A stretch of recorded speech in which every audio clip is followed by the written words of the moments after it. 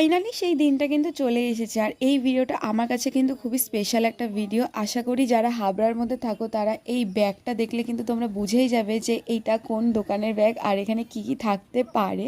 হ্যাঁ, মানে বলতে পারো একটা ছোটোখাটো ড্রিম কিন্তু আমার আবার পূরণ হবে। আর দেখো, যে কোনো ড্রিমই পূরণ করতে গেলে কিন্তু এখনকার দিনে টাকাটা কিন্তু খুবই জরুরি। তাই কিন্তু টাকা নিয়ে কিন্তু সোজা চলে গেছিলাম কিছু জিনিস কিনতে, যেগুলো পূরণ করার আগে কিনতে হয়।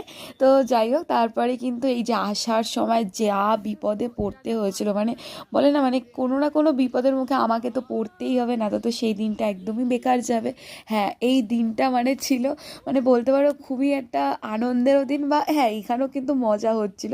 তো যাই হোক, আমাদের হয়তো মজা হচ্ছিলো, বাট দেখতে পাচ্ছ আশেপাশের বাড়িগুলোর অবস্থাটা কীরকম পরিমাণে, দেখলেও ভয় লাগছিল যে মানে যদি এটা আমাদের বাড়ির এলাকা হতো তাহলে আমরা কি করতাম। মানে খুবই খারাপ অবস্থা। কারণ তোমরা অনেকেই শুনেছো যে হাবড়ায় কিন্তু খুবই খারাপ অবস্থা কিন্তু হয়েছিল, মিডিলে কিন্তু মিছিলও ডেকেছিল।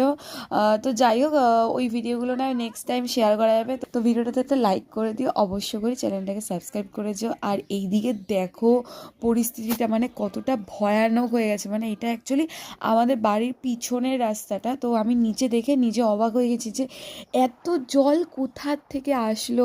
আচ্ছা, তোমাদের কাদের কাদের এই এরকম এলাকাতে এরকম হয়েছে আমাকে কিন্তু অবশ্য করেই বলে যাবে। তো আজকের মতন এখানেই tata, thanks for watching my video.